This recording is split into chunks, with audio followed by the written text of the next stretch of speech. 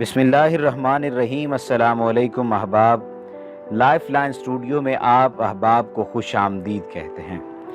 अगर आपने अभी तक हमारा channel life line studio subscribe नहीं किया तो सब्सक्रिप्शन का बटन दबाकर सब्सक्राइब करना मत भूलिए। लाइफ लाइन स्टूडियो की हमेशा से कोशिश रही है कि आपको ऐसे वज़ाइफ बताए जाएं जिनसे आपकी ज़िंदगी में मस्बत तब्दीलियाँ रूनुमा हों और आपकी ज़िंदगी में परेशानियों का खात्मा हो। सबसे पहले तो हमने आपको इजाज़त के अमल के बारे में बताना है कि इजाज़त का अमल है क्या, और उसके बाद हम आपको आज एक ऐसी सूरत के बारे में बताएंगे कि पैसा दौलत दरवाज़ा तोड़कर आपके घर में दाखिल होगा।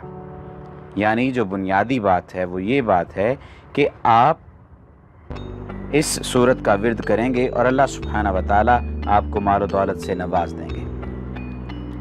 सबसे पहले तो इजाज़त का जो अमल है उसके बारे में हम आपको बताते हैं। ज़िंदगी के बेशतर तजर्बात का निचोड़ आपके सामने लाया जाता है। जो अमल भी आपको आपकी ज़रूरत के मुताबिक हो उसे आप पसंद करें और अल्लाह का नाम लेकर हिदायत के मुताबिक शुरू कर दें। इजाज़त की अगर बात की जाए तो दो तीन जो अब्वाब हैं उनमें बराह रास्त इजाज़त की ज़रूरत होती है, और बहुत सारे ऐसे मामलात हैं जिनके लिए तमाम के तमाम मुसलमानों को इजाज़त होती है। अगर आप कोई किताब ख़रीदते हैं और अगर आप कोई जो है वो उस पर अमाल वाली किताब ख़रीदते हैं, या अगर आप कोई वीडियो देखते हैं, तो इजाज़त का जो अमल है वो लाजमी और मलजूम हो जाता है। बाज़ लोग आपको इजाज़त दे देते हैं और बाज़ लोगों से आपको इजाज़त मतलूब होती है, इजाज़त तलब करना होती है। तो हमारी तरफ से आपको बिला मुबालगा इजाज़त है। आप हर अमल को बग़ैर इजाज़त के कर सकते हैं, लेकिन इस बात को यकीनी बनाइए कि आप जब अमल करने लगें तो आप अपना नाम कमेंट बॉक्स में लाजमी लिख दीजिए, ताकि हमारे इल्म में हो कि कितने मुसलमान भाइयों ने इससे इस्तेफ़ादा किया है, और कोशिश करें कि आप इन आमाल को दूसरे लोगों तक पहुँचाएँ। अब आपको वजीफ़ा पढ़ने का तरीका बताते हैं। कोई भी वजीफ़ा पढ़ने से पहले उसके अल्फाज की सही अदायगी सीख लें, फिर किताब में गौर से उसके पढ़ने का तरीका देखकर उस तरीके पर उसे पढ़ें, या वीडियो में देख लीजिए कि किस तरह से उसे पढ़ा गया है। वजीफ़ा आप हमेशा बावुज़ू होकर किबला रुख बैठ कर मुकम्मल तवज्जो और यकसुई से पढ़ें। कोशिश करें कि वजीफ़े के दौरान मतलूबा हदफ से आपकी तवज्जो हटने ना पाए। वजीफ़ा पूरे एतक़ाद और यकीन से पढ़ें। एतक़ाद जितना पुख्ता होगा नतीजा उतना यकीनी होगा, और एतक़ाद जितना कमज़ोर होगा नतीजा उतना ही मशकूक हो जाएगा। इसलिए कि हदीस कुदसी में अल्लाह ताला फरमाते हैं, अना इंदा हुस्नि ज़न्नि अब्दी बी, मैं अपने बंदे के साथ वैसा मामला करता हूँ जैसा वो मुझसे गुमान करता है। तो वजीफ़ा करते हुए इस बात का ख्याल रखिए कि आपका गुमान अच्छा होना चाहिए। जिस वजीफ़े के जो फ़वाइद हम आपको बतलाते हैं, न सिर्फ उनका पुख्ता यकीन करें और अल्लाह ताला से वो तमाम फ़वाइद मांगें, बल्कि उनके अलावा उनके जो दूसरे फ़वाइद अल्लाह के इल्म में भी हैं वो फ़वाइद भी अल्लाह से मांगें। हर दुआ, आयत, वजीफ़ा और अमल पढ़ते वक्त सबसे पहले उसके अखरवी फ़वाइद अल्लाह से मांगें कि या अल्लाह इस दुआ की बदौलत हमारा जन्नत में मकाम बुलंद से बुलंद तर फरमा दे। उसके बाद जिस दुनियावी मकसद के लिए पढ़ रहे हैं वो मकसद मांगें। फिर उस वजीफ़े के वो तमाम ख़ास जो आपको मालूम हैं या नहीं मालूम वो सब मांगें। कोई भी वजीफ़ा पढ़ने से पहले दो काम कर लें तो इसकी तासीर दो आदशा हो जाती है। एक तो ये कि क़ज़ाए हाजात के दो नफल अदा कर लें, और अपनी तौफ़ीक के मुताबिक दूसरी बात तौफ़ीक के मुताबिक किसी गरीब को थोड़ा बहुत सदका दे दिया करें। सदक़े में सबसे बेहतर ये है कि नकद रुपए दें, ताकि वो उसे अपनी ज़रूरत के मुताबिक इस्तेमाल कर सके। अगर कोई और चीज़ सदका में देनी मकसूद हो तो आला किस्म की चीज़ सदका दें। घटिया चीज़ का सदका देना अच्छा नहीं है। अब आपको हम वजीफ़े के बारे में बताते हैं। सूरतुल कौसर का वजीफ़ा है। सूरतुल कौसर एक छोटी सी सूरा है, और इस सूरत को आपने ज़ुबानी याद कर लेना है, क्योंकि आप जब इसे 5 से 6 दफ़ा पढ़ेंगे तो आप इसे ज़ुबानी याद कर लेंगे। आपने करना क्या है कि सुबह फजर के बाद आपने इस सूरत का विर्द करना है, और 129 मरतबा आपने इस सूरत का विर्द करना है।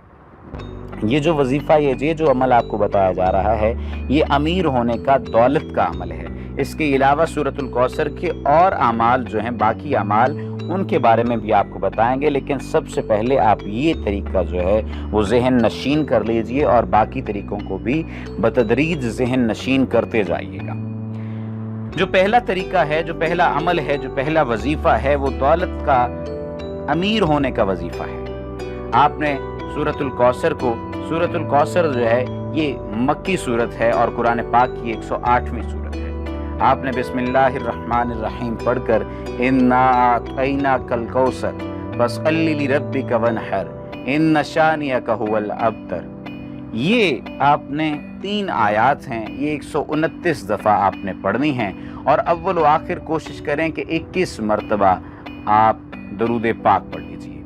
درود پاک آپ درود ابراہیمی پڑھنا چاہیں، درود محمدی پڑھنا چاہیں تو بھی آپ پڑھ سکتے ہیں۔ اللہم صلی علی محمد وعلی آل محمد کما صلیت علی ابراہیم وعلی آل ابراہیم انک حمید مجید۔ اللہم بارک علی محمد وعلی آل محمد کما بارکت علی ابراہیم وعلی آل ابراہیم انک حمید مجید۔ اللہم صلی علی سیدنا محمد النبی الامی وعلی آلہ وبارک وسلم تسلیما۔ اس کے بعد آپ نے اِنَّا أَعْطَيْنَاكَ الْكَوْثَرَ فَصَلِّ لِرَبِّكَ وَانْحَرْ إِنَّ شَانِئَكَ هُوَ الْأَبْتَرُ۔ اس کا آپ نے وظیفہ کرنا ہے۔ جب آپ اس کا وظیفہ کریں گے تو اللہ سبحانہ وتعالی آپ پر احسان فرمائیں گے۔ اس کے بعد آپ نے کام کیا کرنا ہے؟ اس کے بعد آپ نے دعا مانگنی ہے۔ دعا کا جو عمل ہے بنیادی طور پر وہی ایسا عمل ہے جو کہ انسان کو اور اللہ کو جوڑتا ہے۔ دعا ایک ایسی چیز ہے جس کے ذریعے سے اللہ سبحانہ وتعالی آپ پر جو بند دروازے ہیں وہ کھول دیتے ہیں۔ اس وجہ سے آپ قبولیت دعا کے لیے بہت ساری جو مسنون چیزیں ہیں ان کو آپ ذہن میں رکھیے۔ وظائف وغیرہ کی جو حیثیت ہے وہ محض دعا کی ہے، اور دعا کے بارے میں یہاں ایک نہایت اہم چیز کی طرف اشارہ کرنا ضروری ہے۔ اکثر لوگوں کو یہ کہتے سنا گیا ہے کہ ہم نے تو بڑے بڑے وظیفے کر کے دیکھ لیے مگر اثر کچھ نہیں ہوا، اب تو ہم نے سب کچھ چھوڑ چھاڑ دیا ہے۔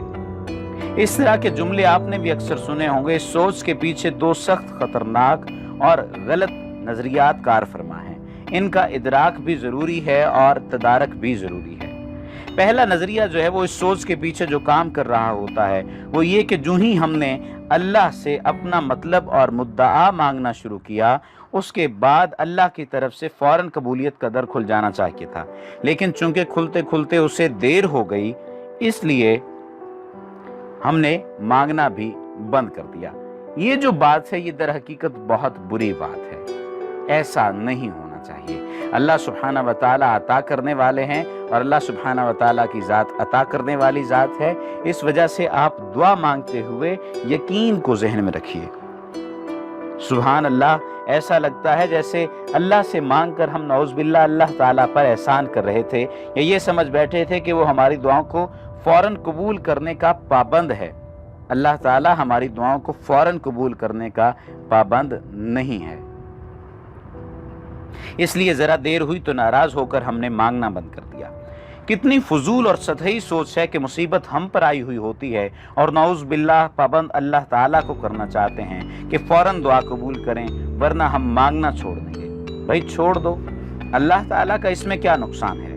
حدیث شریف میں آتا ہے کہ حضور صلی اللہ علیہ وآلہ وسلم نے فرمایا کہ اللہ تعالیٰ تب تک بندے کی دعا قبول فرماتے ہیں جب تک وہ جلد بازی نہیں کرتا۔ صحابہ کرام نے عرض کیا، یا رسول اللہ صلی اللہ علیہ وآلہ وسلم جلد بازی سے کیا مراد ہے؟ تو آپ صلی اللہ علیہ وآلہ وسلم نے فرمایا، بندہ یوں کہنے لگے کہ میں تو اتنے عرصہ سے دعا مانگ رہا ہوں، اللہ تعالیٰ قبول ہی نہیں فرما رہے۔ تو اس کے لیے جو بات بہت ضروری ہے وہ یہ ضروری ہے کہ آپ نے جو بھی عمل کرنا ہے صدق دل سے کرنا ہے، اور اس کے ساتھ ساتھ آپ نے کوشش یہ کرنا ہے کہ یہ عمل کرتے ہوئے آپ نے دل میں اس بات کا خیال رکھنا ہے کہ اللہ سبحانہ وتعالیٰ آپ کی تمام تر دعاؤں کو قبول فرمائیں گے، اور اللہ سبحانہ وتعالیٰ کی جو بھی قدرت ہے اسی کے مطابق آپ کو ملے گا۔ اگر آپ نے ابھی تک ہمارے چینل کو سبسکرائب نہیں کیا تو سبسکرپشن کا بٹن دبا کر، ریڈ کلر کا سبسکرپشن کا بٹن دبا کر سبسکرائب کر لیجئے تاکہ آئندہ آنے والی تمام ویڈیوز آپ احباب کو میسر آ سکیں۔ اللہ ہم سب کا حامی و ناصر ہو۔ وما علینا الا البلاغ المبین۔